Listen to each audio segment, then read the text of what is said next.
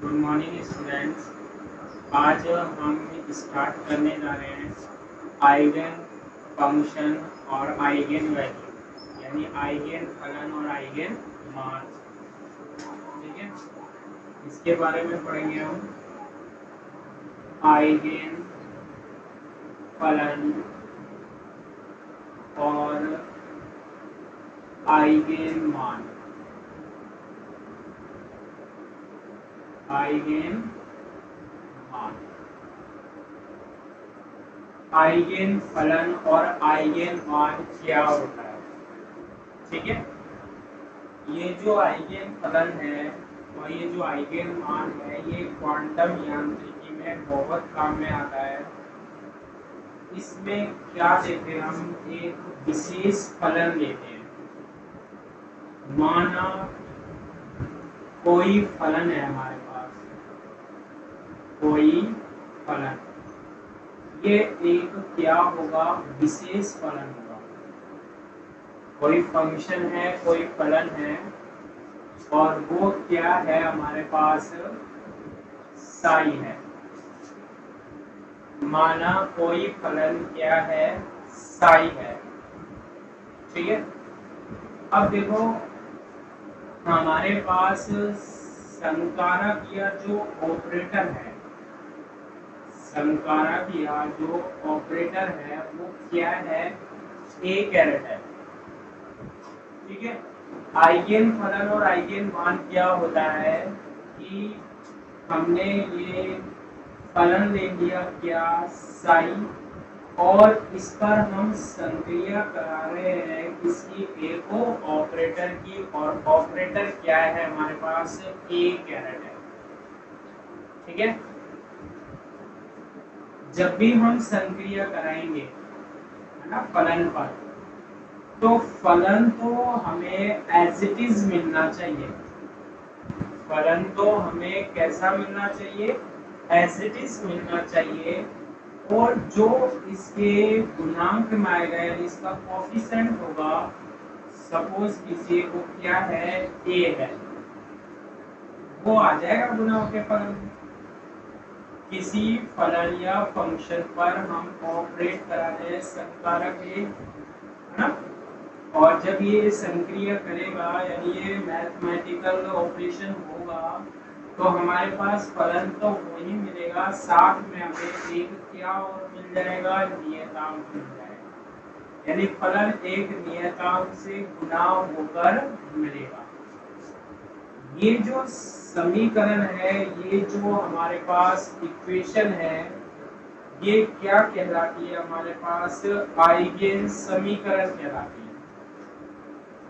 इसे बोलते हैं आइगन अभिलाक्षणिक समीकरण कहते हैं। क्या कहलाती है, आइगन अभिलाक्षणिक समीकरण कहलाती है। ठीक है, अब ये जो फलन है, इस पर हमने इसकी क्या कराई, संक्रिया कराई। वही फलन आ जाए, जब हमारे पास वही फलन आ जाए, जब हमारे पास वही फलन आ जाए, तो ये जो फलन होगा ना साई, ये कौन सा फलन कहलाता है हमारे पास, आइगन फलन कहलाता है। ऐसा फलन क्या कहलाता है हमारे पास, आइगन फलन कहलाता है। और ये जो मल्टीप्लाई में गुना होकर आ रहा है ना नियतांक, ये क्या कहलाता है हमारे पास, आइगन मान कहलाता है। ये क्या कहलाती है, आइगन वैल्यू कहलाती है, आइगन मान कहलाता है। ये क्या कहलाता है, आइगन फलन कहलाता है, आइगन फंक्शन कहलाता है ना। इसको हम एक एग्जांपल के द्वारा भी समझ सकते हैं। जैसे सपोज कीजिए हमारे पास हम एक एग्जांपल ले रहे हैं कि जो फंक्शन है हमारे पास, यानी जो फलन है कौन सा, साई, वो किसके इक्वल है, n इंटू ई की पावर ax के इक्वल है। ये तो हो गया हमारे पास फलन। और यहाँ जो ऑपरेटर है हमारे पास वो क्या है, डेल अपॉन डेल एक्स है। यानी आपको ये पता लग रहा है कि ये ऑपरेटर क्या करेगा, हमारे पास एक तरीके से डिफरेंशियल ही कर रहा है ऑपरेटर। कौन सी संक्रिया हो रही है हमारे पास, डिफरेंशियल। तो ये इक्वेशन है, फलन वही आ जाना चाहिए। देखते आते हैं यहाँ पे ए कैरेट साई निकालते हैं। अगर हम सॉल्यूशन करें तो हम क्या निकालते हैं, ए कैरेट साई निकालते हैं। तो ए कैरेट की वैल्यू कितनी है, डेल अपॉन डेल एक्स है, और साई की वैल्यू कितनी है, एन इंटू ई की पावर क्या, ए एक्स। कितनी है, एन इंटू ई की पावर क्या, ए एक्स है।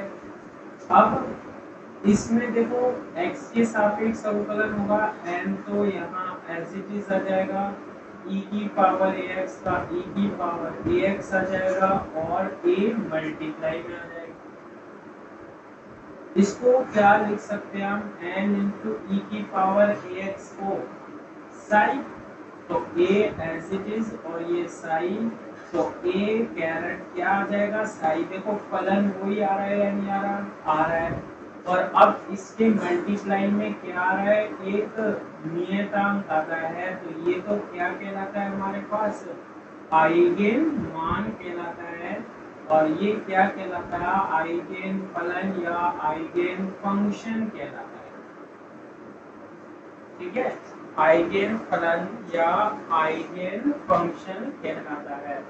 इस तरीके से हम इसको व्यक्त करते हैं, आइगेन फलन और आइगेन मान को व्यक्त करते हैं। ठीक है,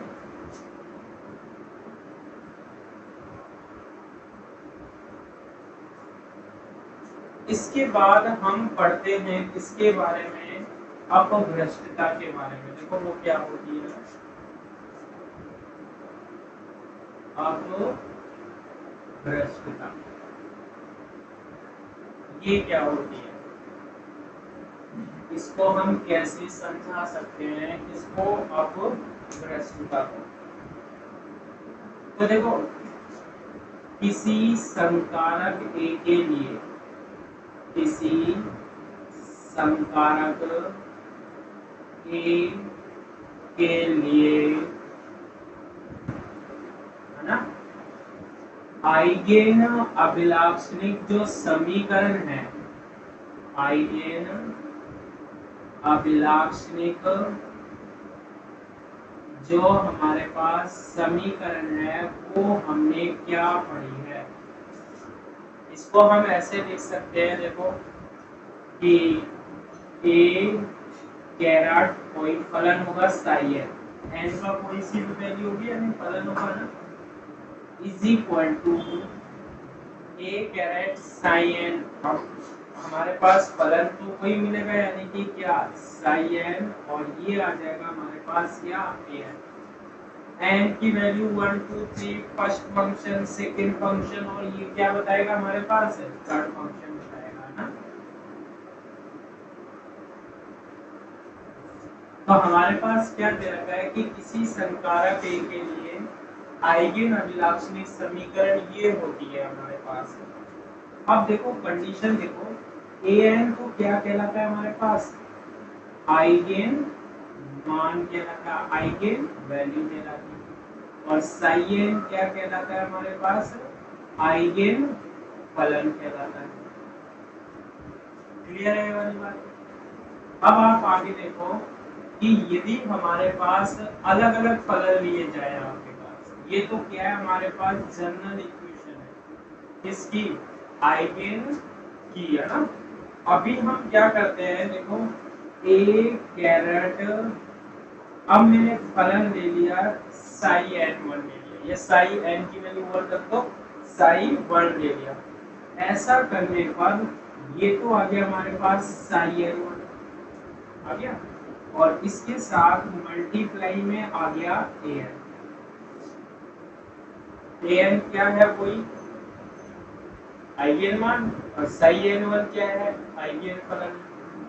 अब देखो यही ए कैरेट को मैंने दूसरे फलन पर क्रिया कराई, ऑपरेट कराया, तो फलन तो आ जाएगा साइन टू, लेकिन जो ये आइगन मान है ना, ये भी हमारे पास क्या आ गया, यही आ गया।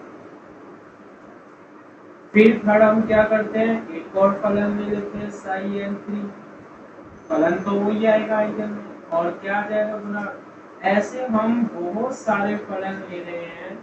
तो इस इन इक्वेशन को देखने पर हमें क्या पता लग रहा है कि जब किसी एक आइगन मान के संगत, ये देखो मतलब यहाँ फलन अलग अलग है लेकिन सभी के आइगन मान क्या है, समान आ रहे हैं। ऐसे बहुत सारे फलन होते हैं कि जब हम उस पर ऑपरेट करा दे फलन तो वही आ जाए, फलन तो ये आ रहा है sin 1, लेकिन इन सारे फलनों के क्या सेम आ रहे हैं, आइगन मान आ रहे हैं। ठीक है, क्या आ रहे हैं, आइगन मान आ जाते हैं। ठीक है, तो ये जो आइगन मान होते हैं ना, ये अपभ्रष्ट कहलाते हैं। मतलब हर फलन का देखो आइगन मान क्या आ रहा है, सेम आ रहा है, जबकि फलन क्या है हमारे पास अलग अलग है, sin 1 sin 2 sin 3, लेकिन सभी फलनों के आइगन मान क्या कहलाते हैं, एक जैसे आते हैं, इसलिए इसे क्या बोलते हैं, अपभ्रष्ट आइगन मान बोलते हैं। तो हम लिख सकते हैं अर्थात जब किसी,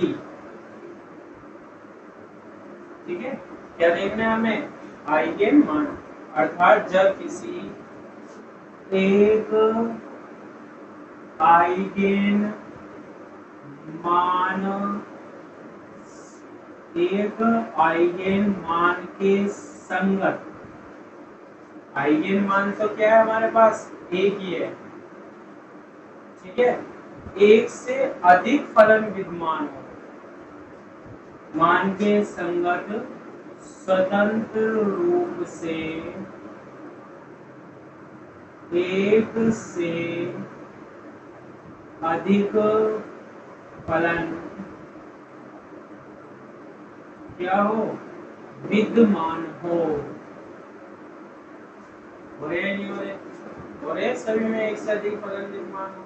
तो ये जो आइगन मान होगा ना, ये क्या कहलाएगा, अपभ्रष्ट कहलाएगा। तब आइगन मान क्या कहलाते हैं, तब आइगन मान, तब आइगन मान अपभ्रष्ट कहलाते हैं। तब आइगन मान क्या कहलाते हैं हमारे पास, अपभ्रष्ट कहलाता है। तो ये कैसा मान होता है, अपभ्रष्ट होता है। और इस गुण को ऐसा हो जाना, ऐसा हो जाना, इस गुण को क्या कहते हैं हम, इस गुण को क्या कहते हैं, अपभ्रष्टता कहते हैं। ठीक है, इस गुण को क्या कहते हैं हम, अपभ्रष्टता कहते हैं। यानी कि एक आइगन मान के संगत बहुत सारे फलन हो तथा वह संख्या, तथा वह संख्या अपभ्रष्टता अंश कहलाती है। ठीक है, तथा वह संख्या क्या कहलाती है, अपभ्रष्टता अंश कहलाती है। अपभ्रष्टता अंश कहलाने का मतलब है, जैसे ये 5 फलनों के लिए आया तो अपभ्रष्टता अंश कितना हो गया, 5 हो गया। तो इस तरीके से हम आइगन फलनों में क्या लगा देते हैं, क्या बता देते हैं, अपभ्रष्टता के गुण को बता देते हैं। ठीक है,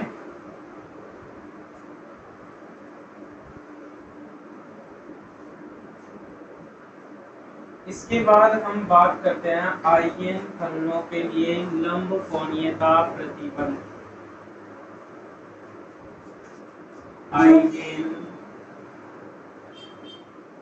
फलनों के लिए, आइगन फलनों के लिए लंब कोणीयता क्या प्रतिबंध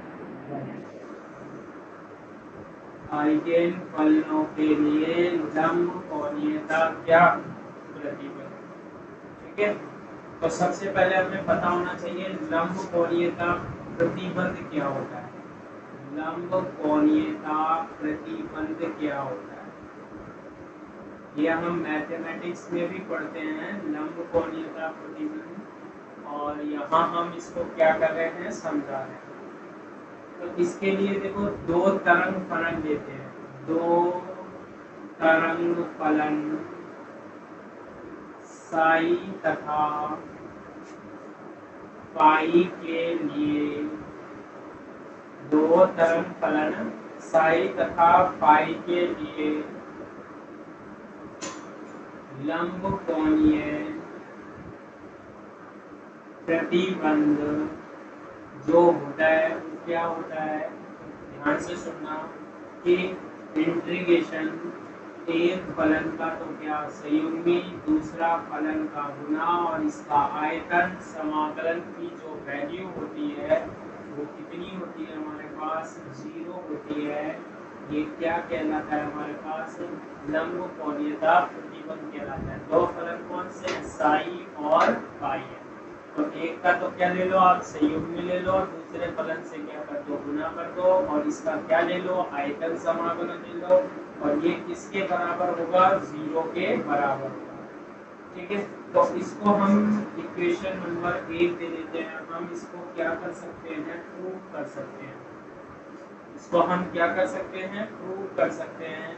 प्रूव करने के लिए हम क्या करते हैं, माना किसी निकाय के लिए, माना किसी निकाय के लिए सबसे पहले हमें क्या करना पड़ेगा, आइगेन समीकरण लेनी पड़ेगी, क्योंकि आइगेन फलनों के लिए निकाल रहे हैं। तो हम कोई निकाय की क्या कर रहे हैं, कल्पना कर रहे हैं। ठीक है, के लिए जो कुल ऊर्जा होती है, कुल ऊर्जा मैंने पहले भी बताया था, इसके द्वारा हम व्यक्त करते हैं हेल्मिंथनी संकारक के लिए। तो मैंने आपको बताया था, ध्यान से सुनना, अगर हम एक फलन ले लेते हैं, मान लो मैंने फलन क्या ले लिया, साई एन ले लिया। ठीक है, फलन मैंने क्या ले लिया, साई एन ले लिया, और इस पर मैंने क्या कराई, संक्रिया कराई हेल्मिंथनी संकारक की। ये जो संकारक होता है वो ऊर्जा का ही होता है। तो जब भी हमें आइगेन समीकरण लिखेंगे, फलन तो यही प्राप्त होगा, और ये नियतांक जो प्राप्त होगा वो किसका होगा, ऊर्जा का होगा। ठीक है, तो H संकारक ये ऊर्जा को रिप्रेजेंट करता है। किस पर संक्रिया करा रहे हैं हम, फलन पर। तो जो हमें नियतांक प्राप्त होगा वो किसको व्यक्त करेगा, ऊर्जा को व्यक्त करेगा। ठीक है, और साई एन ये कौन सी समीकरण है हमारे पास, आइगेन समीकरण ही हो गई, यानी एक संकारक संकारक की फलन पर संक्रिया कराई, एक हमारे पास वैल्यू मिल गई, और वही हमारे पास क्या आ गया, फलन आ गया। ठीक है, किन्हीं अब हमें कितने फलन लेने हैं, दो फलन लेने हैं। किन्हीं कितने फलनों के लिए हम देखेंगे, ये जो चीज देखेंगे हम कितने फलनों के लिए देखेंगे, तो किन्हीं दो भिन्न भिन्न, किन्हीं दो भिन्न भिन्न आइगेन मानों, दो फलन लेंगे तो आइगेन मान के कितने आएंगे, दो, ई एन ले लेते हैं और एक ई एम ले लेते हैं। यहाँ तो ये तो जनरल इक्वेशन है। अब यहाँ से स्टार्ट करें, हमने क्या ले लिए, दो आइगेन मान ले लिए। एक तो क्या ले लिया, ई एन और ई एम, तथा इनके संगत फलन, इनके संगत फलन साई एन तथा साई एम है। अब आप वही करो, क्या ये जनरल इक्वेशन जो लिखी है ना, इससे साई एन और साई एम के लिए आप वही लिख दो। कौन सी समीकरण के लिए, कौन सी समीकरण, सॉरी ये वाली आइगेन वाली। तो पहली वाली लिखेंगे तो क्या होगा, एच संकारक साई एन बराबर से क्या आएगा, पहले के लिए यही माना है ई एन और साई एन आ जाएगा, ठीक है, ई एन और क्या आ जाएगा, साई एन आ जाएगा। एक फलन का संयुग्मी और दूसरा फलन का आयतन समाकलन किसके बराबर होता है, 0 के, ये सिद्ध करना है। तो मैंने यहाँ फलन लिया है साई एन और साई एन, जरूरी नहीं है साई और पाई, साई एन और पाई, साई एन और क्या ले लिया, साई एन ले लिया, और आइगन मान ई एन मिल गया इसका, और दूसरे का मिलेगा एच संकारक साई एन, और क्या लिख देंगे ई एम इनटू क्या, साई एन, एक फलन साई एन एक फलन साई एन, ठीक है। तो इसे दे देते हैं इक्वेशन नंबर 2, इसे दे देते हैं इक्वेशन नंबर 3, और इसे दे देते हैं इक्वेशन नंबर कितनी, 4, ठीक है। तो हमें इक्वेशन नंबर क्या करनी है, 1 करनी है। तो इसको करने के लिए हम क्या करते हैं, जो इक्वेशन थर्ड होती है उसको हम साई एम स्टार से गुना कर आयतन समाकलन ले लेते हैं। समीकरण थर्ड को साई एम स्टार से गुना कर क्या लेने पर, आयतन समाकल लेने पर। तो समीकरण थर्ड ये, अब इसे क्या कर देंगे हम, साई एम स्टार से क्या करेंगे, गुना करेंगे, साई एम स्टार से क्या कर दिया, गुना कर दिया, किसको, एच संकारक साई एन को, और इसका क्या ले लो, आयतन समाकल, और बराबर के बाद भी साई एम स्टार से क्या कर दिया, गुना कर दिया, उसके बाद क्या आ रहा है, ई एन और साई एन आ रहा है, ई एन और साई एन आ रहा है, और इसका क्या ले लिया हमने, आयतन समाकलन ले लोगे। इसके बाद हम क्या करते हैं, इतना करने के बाद इसमें से ई एन कहाँ निकाल सकते हैं, बाहर, इंटीग्रेशन साई एन स्टार और H caret psi n into dV is equal to E n constant है, बाहर ले लिया, psi n star psi n into क्या आ जाएगा हमारे पास, डीवी आ जाएगा, बन जाएगी। अब देखो इतना करने के बाद हम क्या करते हैं कि इक्वेशन नंबर जो हमारे पास है 4 है उसकी हम संयुग्मी ले लेते हैं, इसे तो दे देते हैं इक्वेशन नंबर क्या, समीकरण 4 की क्या लेने पर, संयुग्मी लेने पर, संयुग्मी ले लेते हैं। अगर हम सही जैसे 5 प्लस आयोटा है तो इसका संयुग्मी 5 माइनस क्या होता है, आयोटा होता है, तो इक्वेशन 4 का आप क्या लो, संयुग्मी लो, ठीक है। तो संयुग्मी लोगे तो क्या होगा, देखो एच कैरेट आ रहा है और फिर क्या आ रहा है, साई एम, और इसका क्या संयुग्मी आ जाएगा, और ये तो ई एम जो होता है ना, ई एम का संयुग्मी ई एम ही होता है, कहने का मतलब है आइगन मान जो होते हैं ना वो वास्तविक होते हैं, ये हम आगे भी सिद्ध कर लेंगे इसे। तो ई एम स्टार लिख लो चाहे तो आप, ये आगे प्रूव कर लेंगे, ई एम स्टार किसके इक्वल होता है, ई एम के। तो अभी हम सीधा ही क्या लिख लेते हैं, ई एम लिख लेते हैं, और साई एम का तो संयुग्मी होगा, क्या होगा, साई एम स्टार, देखिए साई एम का संयुग्मी।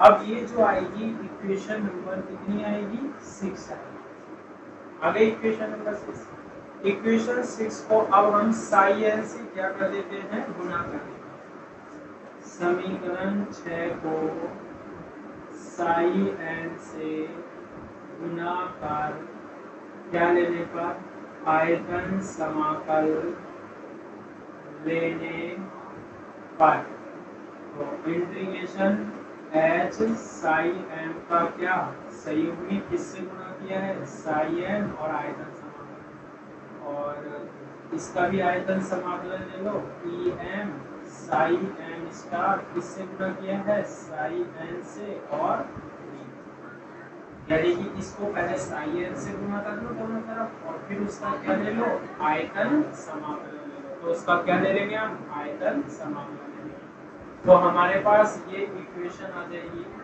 ठीक है। और इसको हम दे देते हैं इक्वेशन नंबर कितनी, और ये देखो En कांस्टेंट है, इसको हम बाहर लिख सकते हैं एस संकारक साई m का संयुग्मी psi n dv is equal to Em psi m संयुग्मी psi n into dv। Equation number कितना दे सकते हैं हम, 7 दे सकते हैं, ठीक है। तो ये क्या आ जाएगी हमारे पास, इक्वेशन नंबर 7। अब ये जब इक्वेशन नंबर क्या आ जाती है, 7 आ जाती है ना, तो इसको इससे पहले हम क्या करते हैं, एक कि हर्मिटियन संकारक की परिभाषा जो कि हम पहले पढ़ चुके हैं, ठीक है। हर्मिटियन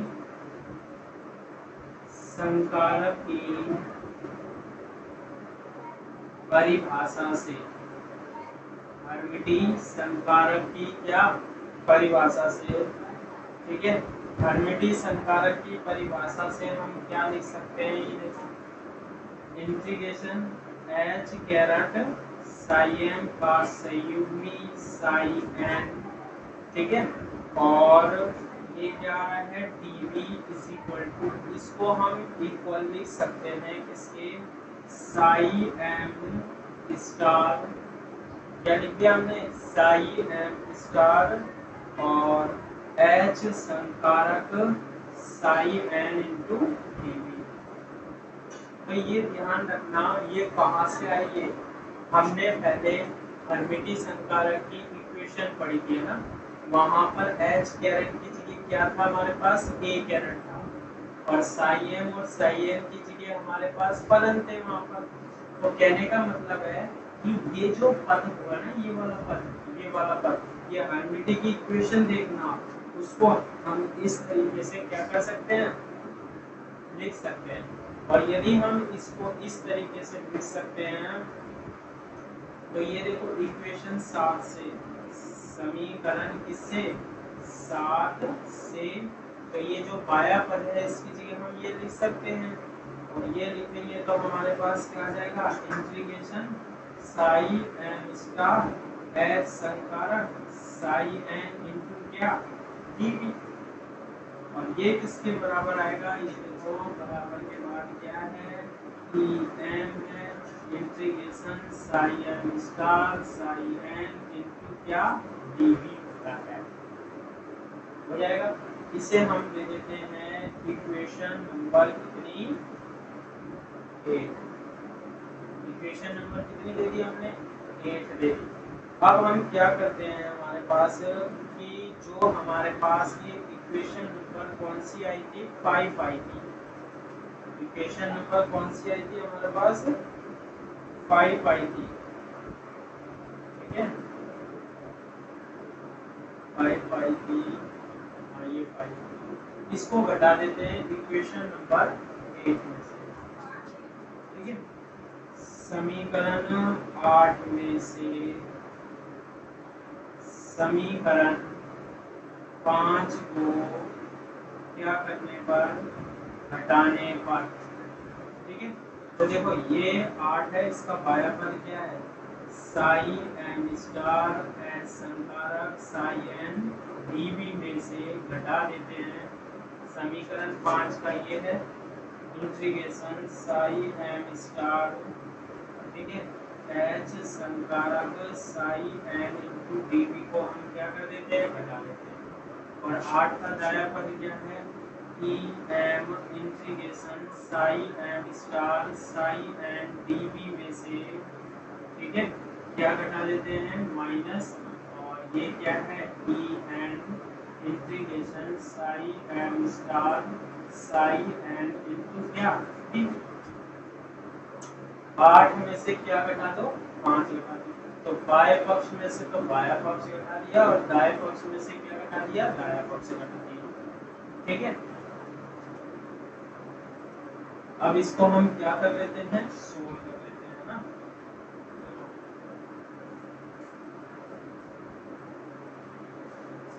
ये देखो ये और ये पद एक ही हो गया, यानी कि प्लस का ये माइनस का ये क्या हो जाएगा, कैंसिल हो जाएगा।